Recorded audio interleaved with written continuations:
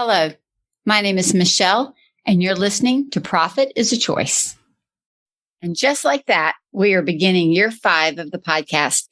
Thank you so much to all of you who have listened and contributed, provided feedback, and been part of my podcasting journey in any way.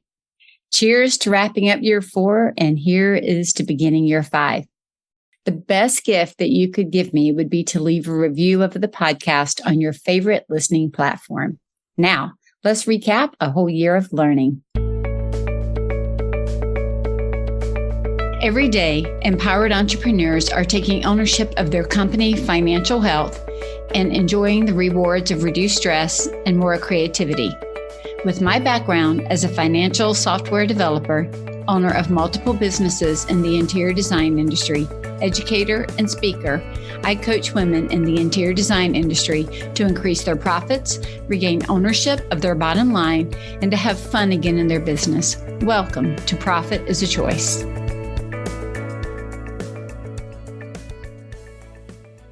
By now, you might know the drill, my year in review of our podcast. I'm always learning and growing, and the podcast is a big part of that. I really love meeting new people, learning new ideas, being able to even just talk business with other people who care about some of the same things that we all care about. And so please keep sharing with me so that I can continue to share with you. If there are topics that you want me to cover, or if you want to be a guest or you know of a great guest, I would always love to hear from you about that. You can always email us at support@Scarlet Consulting, and we'll be able to handle that. Okay, so I'm going to start this yearly reflection with episode 161. And we began this new year by investigating our relationship with money.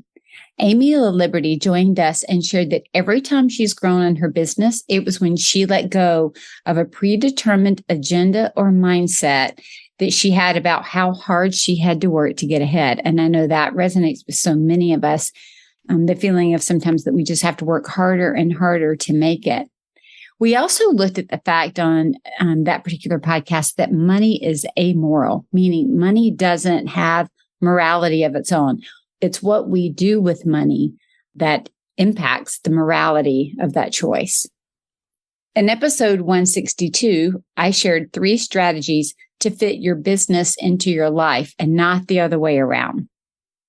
Trust me, I had to work to do this over and over myself. And it's just a good reminder that we work to live. We don't live to work. I know it might feel that way, but that's really not the way it was set up to work. Jeannie Egger shares in episode 163 how her work at Clinique with the Estee Lauder Company informs her leadership style today.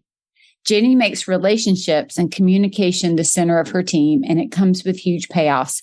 Listen in to uncover some of the things that she learned in a larger corporation and then brought into her own way of working. In episode 164, I share with you what's needed to prepare for a deep dive into your strategy. Creating an agenda is key.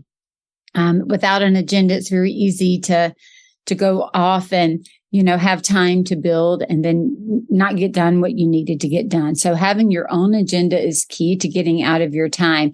And then also establishing a way to take notes and create the follow-up for any task that may come out of your work. Sarah Walker of Nuance Interiors continues our conversation around building relationships in business.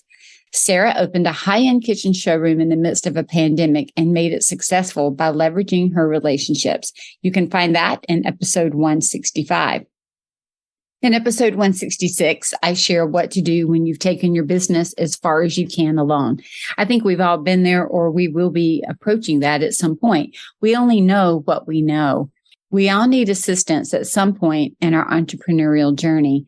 And knowing when to raise the white flag for help can be a turning point. Andy Seeley shares with us about building trust in the marketing we're doing for our firm.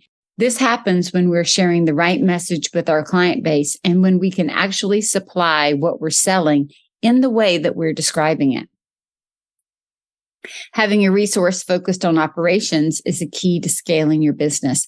As the business grows, we are the owners. We just can't do it all, the running of the business. Episode 168 focuses on how to hire an operations support person for your firm. Next, Ben and Jenny Slingerland join us to share what it's like to grow a business with your spouse.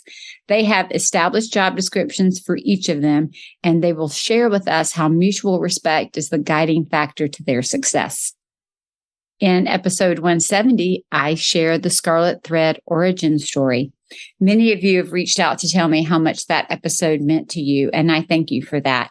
I want to encourage each of you listening to write or reflect on your own origin story. It's really exciting to see how far you've come when you do this exercise. John Warlow gives us insight in episode 171 on how to create a business to sell. John is the author of many books, but one of my favorites is Built to Sell, along with the podcast of the same name. Deborah Scarpa and Ashley Blazing of Home Designer Marketing dive into systems and processes in episode 172. We talk about the importance of structure, templates, and systems. Don't let this topic scare you. You're going to see that we have many others throughout the year talking about the same thing. Episode 173 has us getting really honest with the topic of being the boss when it sucks. Life and business are not always rainbows and kittens, and often as the boss, it's hard and it's lonely. And this episode is meant to recognize that truth while also giving you some straightforward advice to take control as you need to, even when it's difficult. Damari Gold shares with us next the importance of financial management to the success of our companies. Having that clear tax plan and dedicated CFO days were key takeaways for me. Episode 175 focuses on ending our year well in a design business. We're quickly approaching year end again, and it's a really great time to revisit that training. Each year, Sil DeGuglielmo of the So Much More podcast and I do a year-end wrap-up of what we've learned over the year, where we focused, and how different approaches serve us both. Last December, we dug into the conversation regarding resiliency, and it feels like this was a lesson that we all needed for the year we'd had and the year that came after that.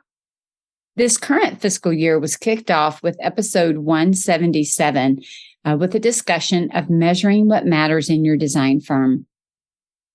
Knowing what we want to measure, how to measure it, and when to measure it removes stress and allows us to focus on the work and the outcomes. If it doesn't matter to the success of the firm, then don't worry about creating a process to measure it. That alone is freeing. Rachel Boswick and I had a great dialogue about creating a niche and then building authority and visibility within that niche. I've worked with Rachel personally, and it has been great to get my message even more dialed in because, as we all know, our ideal clients and offerings can change over the years. And while I wish I could tell you that setting financial goals was a once and done, it's just not true.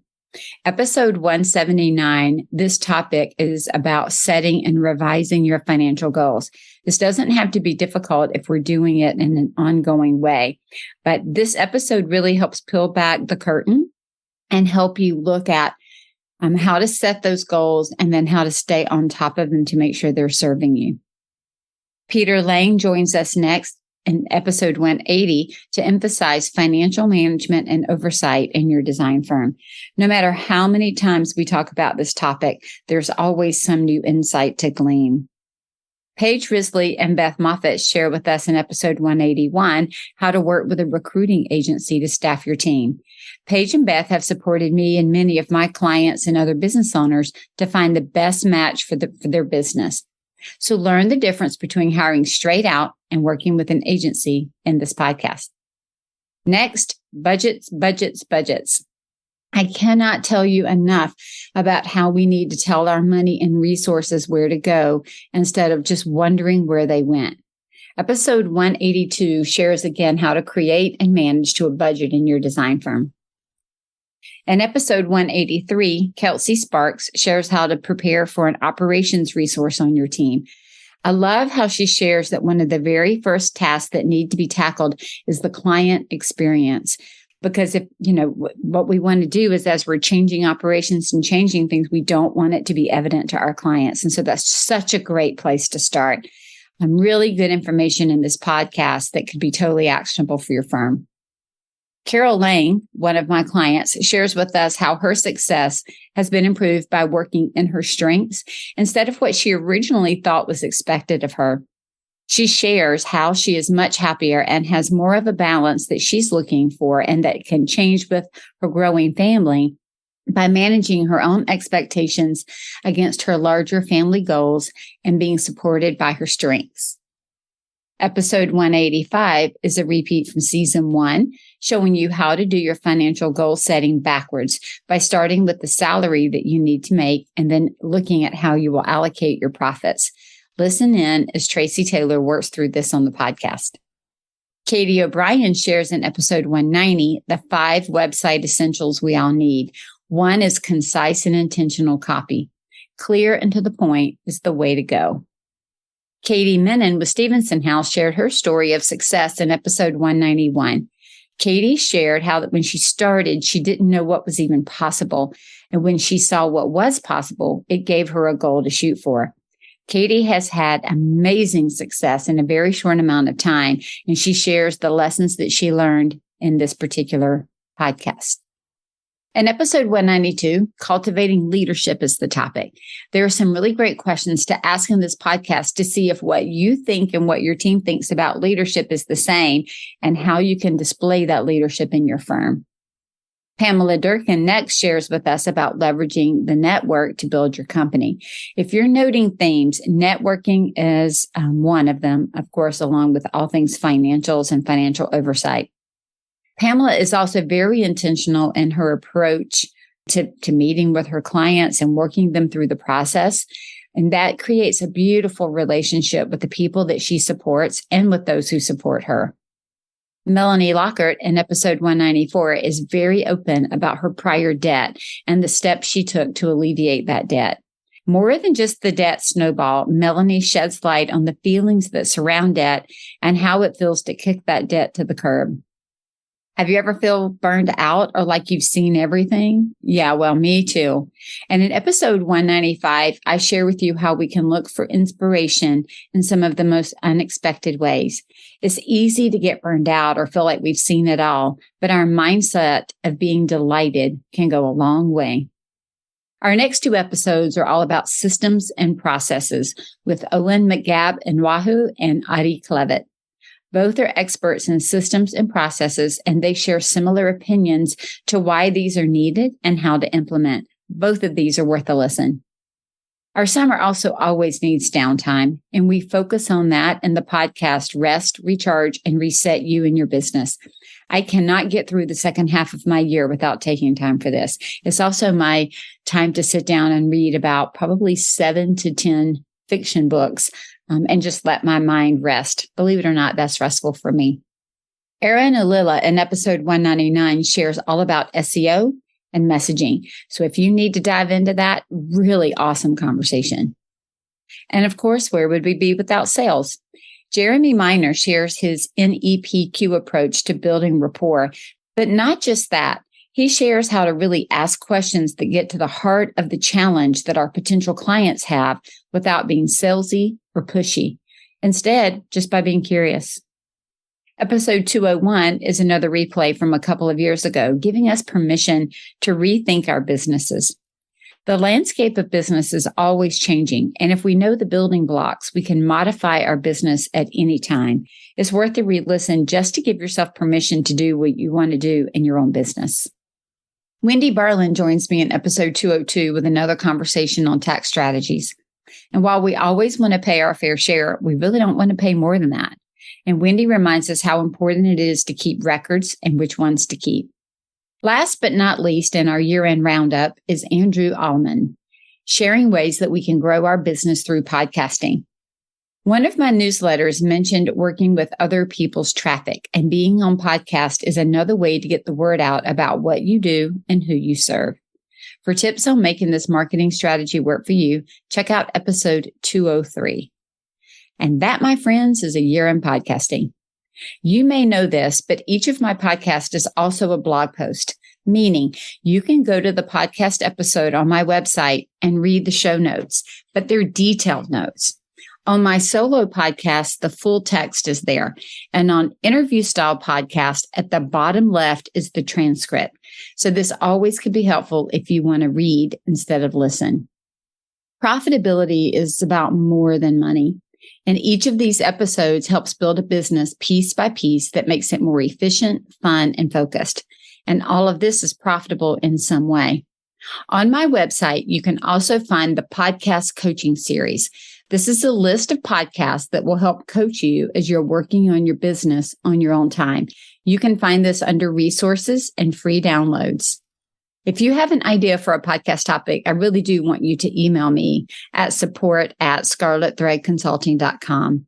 I also invite you to check out the case studies on my website at scarletthreadconsulting.com in the client results section. Keep listening to the podcast, implement what you hear if you think it could work for you, and be intentionally profitable, because success and profits don't happen by accident.